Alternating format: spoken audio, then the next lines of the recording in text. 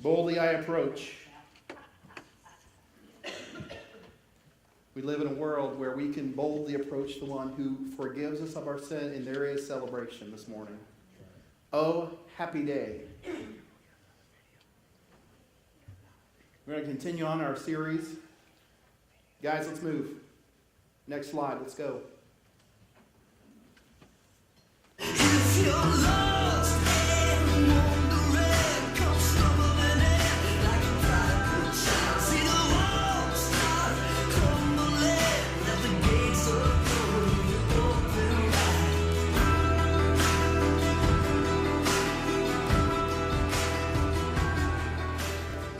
We continue our series on the Sermon on the Mount, and I got to be honest, most of us know how to get angry. We do. I get frustrated all the time. Sometimes I want to be like Bobby Knight and throw a chair. That's scary, Linda. But we're all wired to respond with frustration and criticism and tragedy and wrongdoing with the emotional response we call anger. I mean, we struggle to manage that emotion. It's a real emotion. It's something that God has wired us to do. Sometimes for the right reason, sometimes for the wrong reason.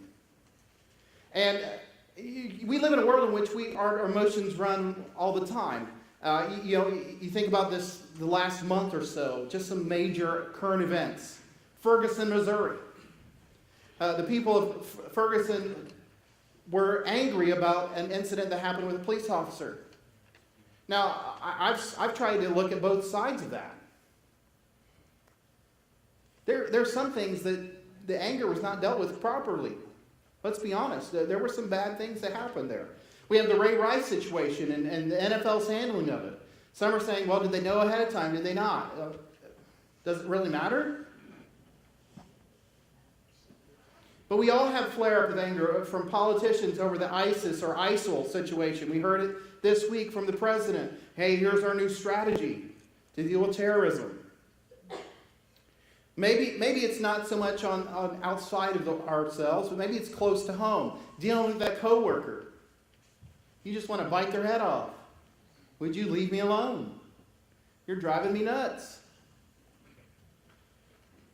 Or maybe you have 6 stop signs between where you work and where your home is. Oh, that's me. I get frustrated at the number of stop signs in our town. Makes me angry sometimes. I'm like, I just want to drive. Those red things don't mean anything. They're suggestions. But we deal with it. Maybe you're down maybe you get out of the city of Winchester and you start to figure out that there are real traffic patterns with like real problems, like Indianapolis. And it's not really that bad compared to like Chicago. Now that's bad. But crazy traffic patterns, argumentative people, situations. We've all experienced it. We all have anger. We all have to deal with it. Right? Maybe it's not even just through people. Maybe it's the dog. You're like, would you figure out where you're to go to the bathroom? It's not my carpet. I haven't had that problem for a long time, so... But we all experience anger, even the degrading, insulting varieties from that mean-spirited person. You know who I'm talking about. You already have an image in your mind. They have come to your mind already 3 times since I started this sermon. They're the people that have no regard for your feelings or what their anger is doing to you. Jesus is aware that anger can take us further than we know we should. Anger typically can take us much further than we want to go. When anger is left unchecked, it can boil over into other arenas of our lives and create even greater problems for ourselves. Unchecked anger leads to unresolved sin in our lives. Unchecked anger leads to unresolved sin in our lives. Let's be honest about it. When we let anger fester, it becomes a sin problem. And sin causes all kinds of havoc in our lives. I want us to look at the scripture this morning. It's found in Matthew 5. There's a little hint there. Matthew 5 through 7. Did you see that? It was on the bottom. Sermon on the Mount. That's where we're going to be in the next few weeks. Matthew chapter 5. I want us to kind of walk through the scriptures this morning. And Jesus, your Bible may say murder over top. And yes, that's what Jesus is referring to, this bigger issue, murder. But I want to walk through it in terms of anger. You have heard it said to the people long ago, do not murder. And anyone who murders will be subject to judgment. But I tell you that anyone who is angry with his brother will be subject to judgment. Again, anyone who says to his brother, Raka. Ooh. That's like some kind of insulting word, by the way. Raka. Is answerable to the Sanhedrin, or the church in this case, in the kind of idea. But anyone who says, you fool, will be in danger of the fire of hell. In other words, this goes one more step. You go a little bit further, you're not only in trouble with the church, you're in trouble with God. Therefore, if you are offering your gift at the altar and then there remember that your brother has something against you, leave your gift there in front of the altar. First go and be reconciled to your brother. Then come and offer your gift. Settle matters quickly with your adversary who is taking you to court. Do it while you are still with him on the way, or he may hand you over to the judge, and the judge may hand you over to the officer, and you may be thrown into jail. I tell you the truth, you will not get out until you've paid the last penny. Now I want to jump down just a few more verses to verse 38. You have heard it said, eye for eye and tooth for tooth. But I tell you, do not resist an evil person.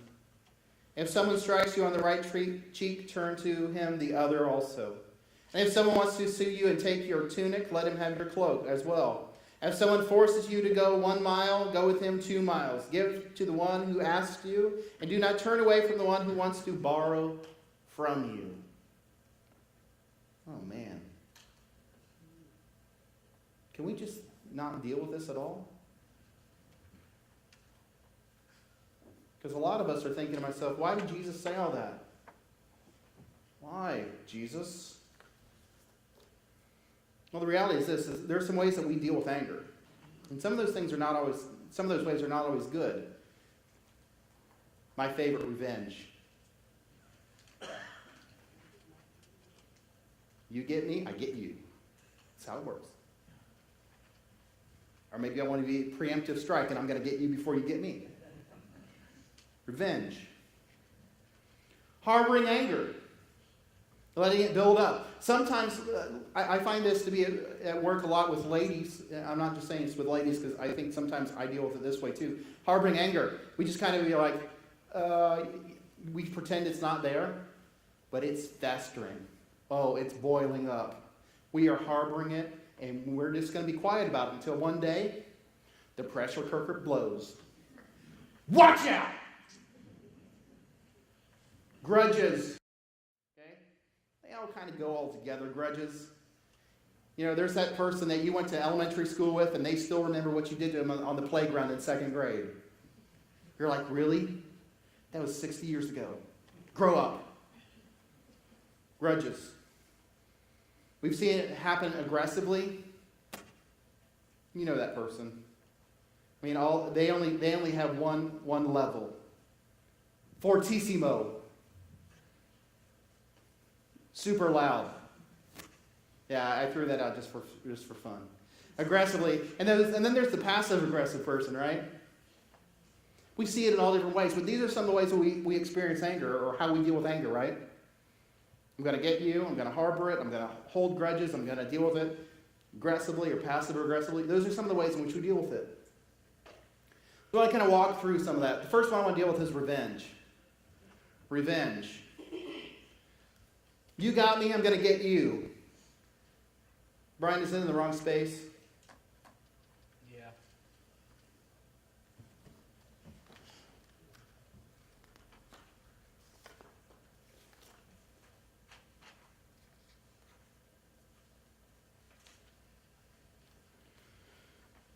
You got me, I'm going to get you. So revenge.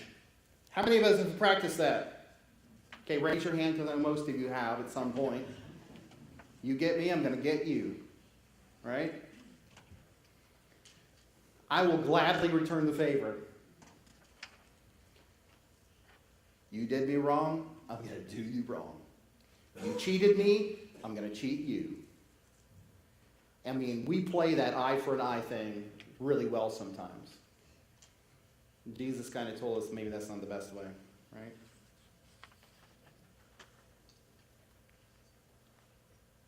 Brian, let me see that other slide, because I'm like, all of a sudden, yeah, somehow that's still in there. Just move on. All right. So revenge. Suppressing anger. So we deal with revenge. Suppressing anger. What are some ways that we suppress our anger? Well, we withdraw from problems even if left unresolved. Avoidance. Maybe your idea is, I'm going to give that person the Heisman Award.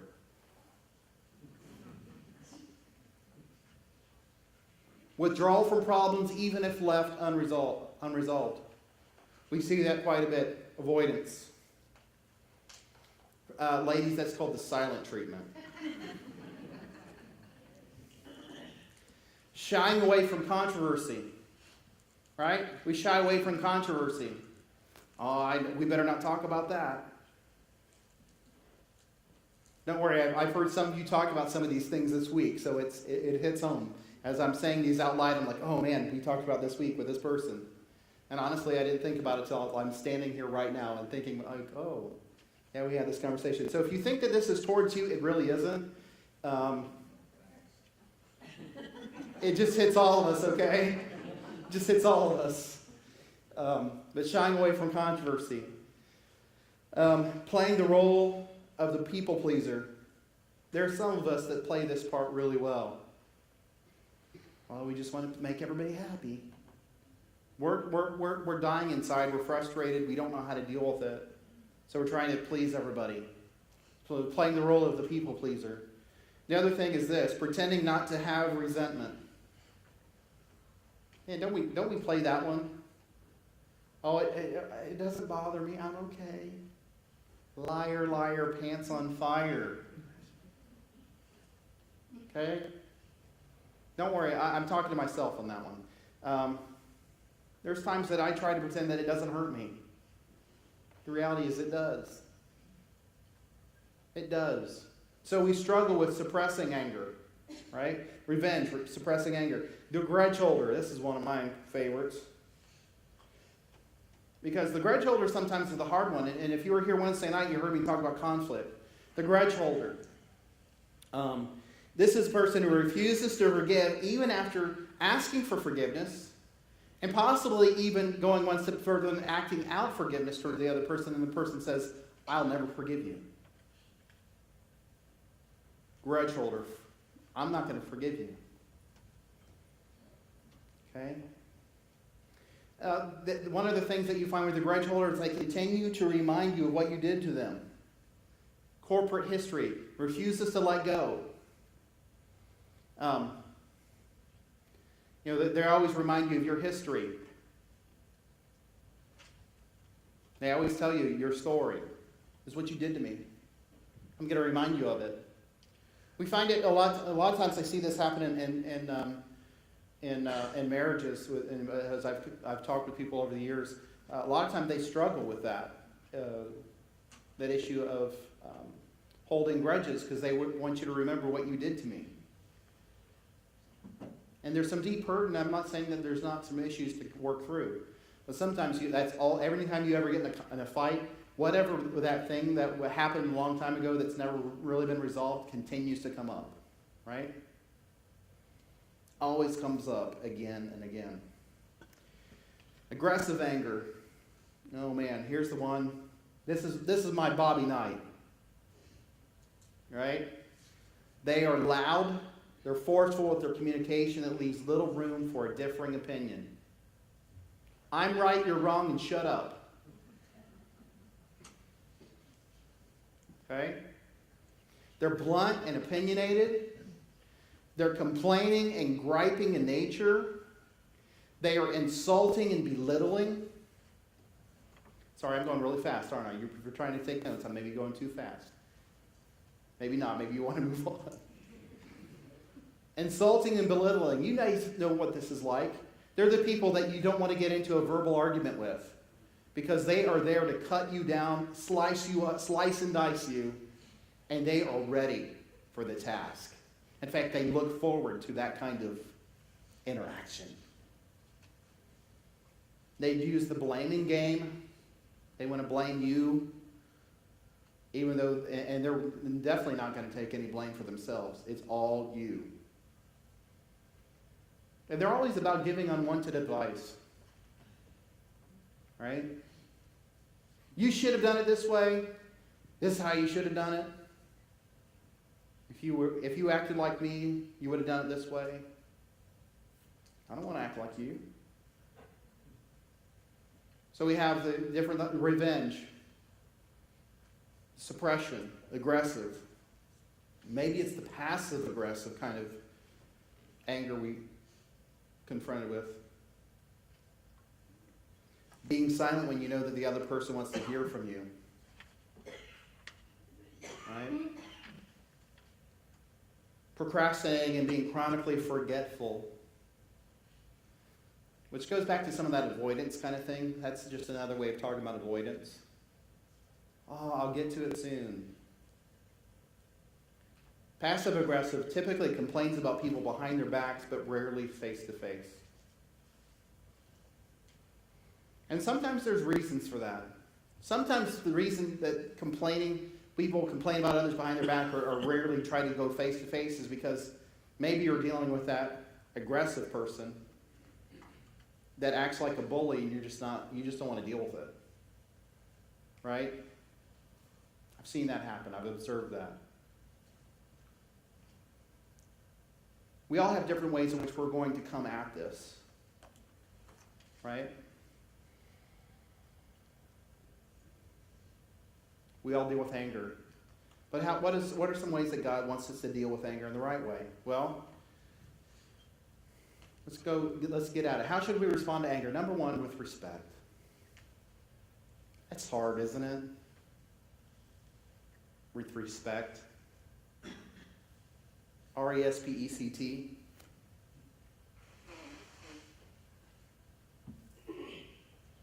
Respect. Patience. Most of us struggle. You put those two together and we're already like, you want me to do what? Respect and patience? Are you kidding me? We struggle, right? To be patient with that person. Because we're both when we're dealing with anger, sometimes we're dealing with both sides. Our anger, their anger. Sometimes it's one side of their anger, not our anger. Or our anger, not their anger. But the reality is, if you're going to try to find resolution to anger or respond to anger, we have to deal with it in the context of respect, in the context of patience.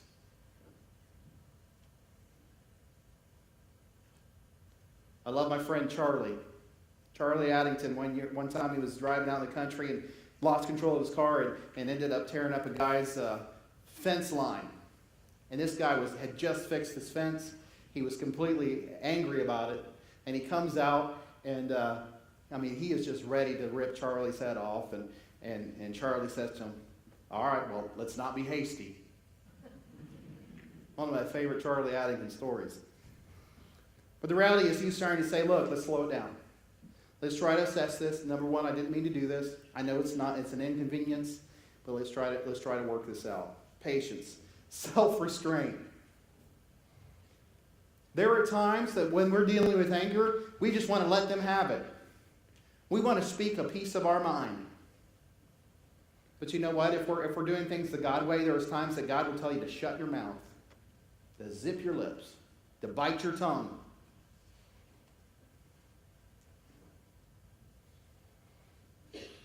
And ladies, sometimes biting your tongue means not saying something mean and then say, oh, God bless her.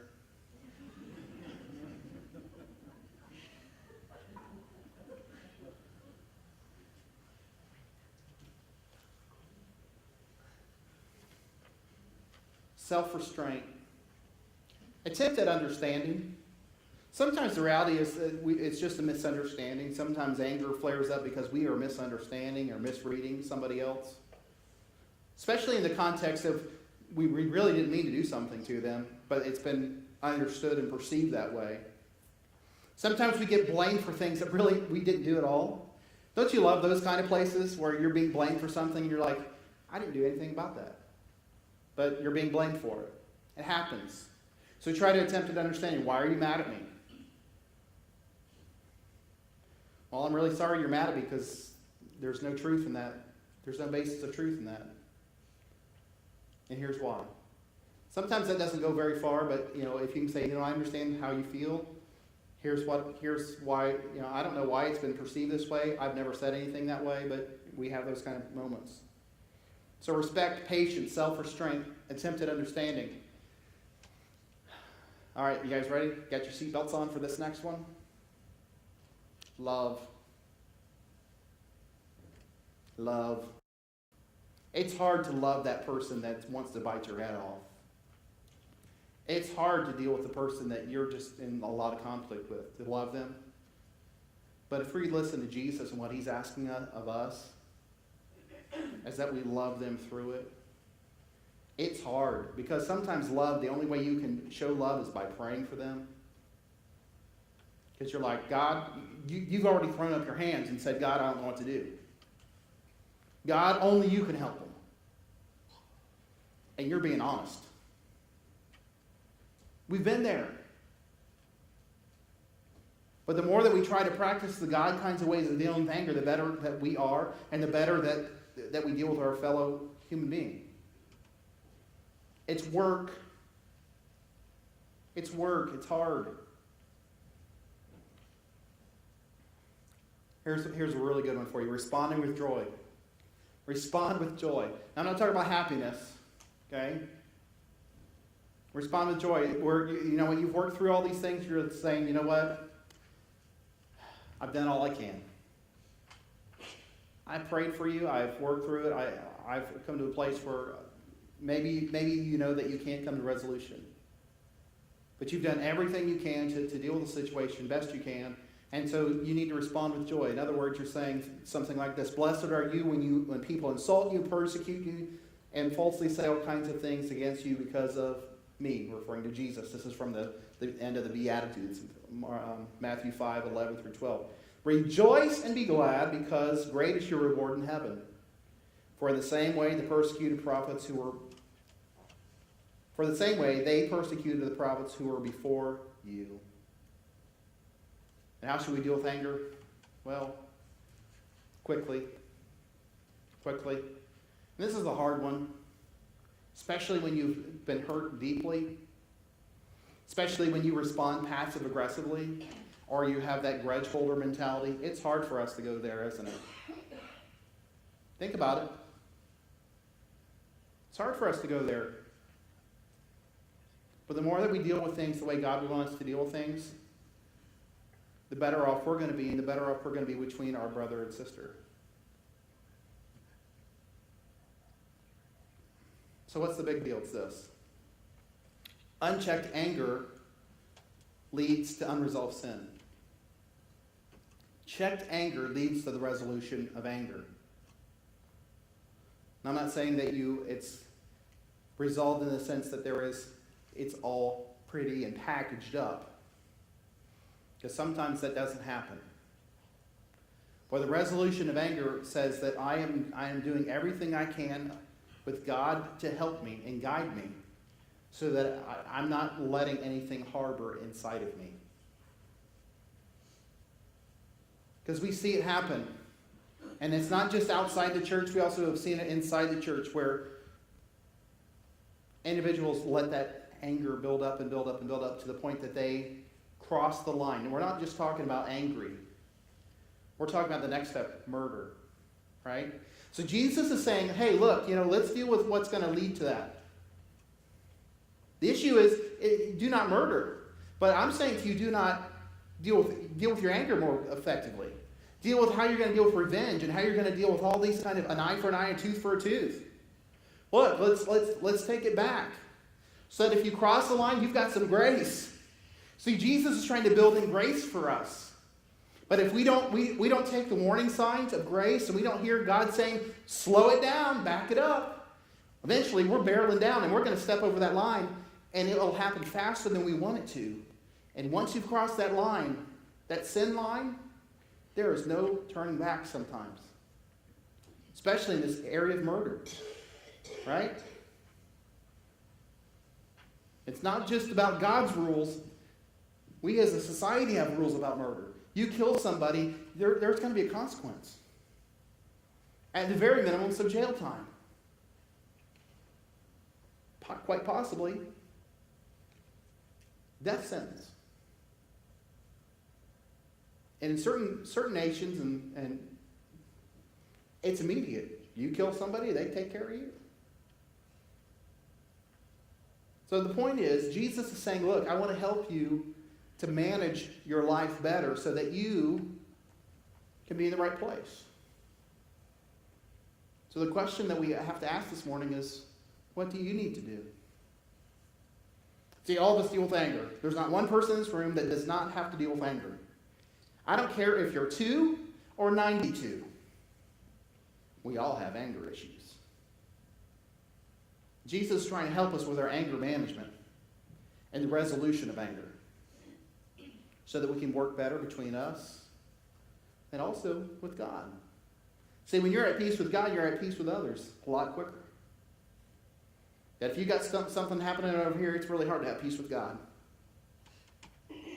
So what do you need to do? I'm going to give you an opportunity to share with God what you need to do. We're going to, in just a moment, we're going to partake of communion. Lord's Supper, the Eucharist, to give thanks. That's the way it says there's nothing between me and God. Everything's good.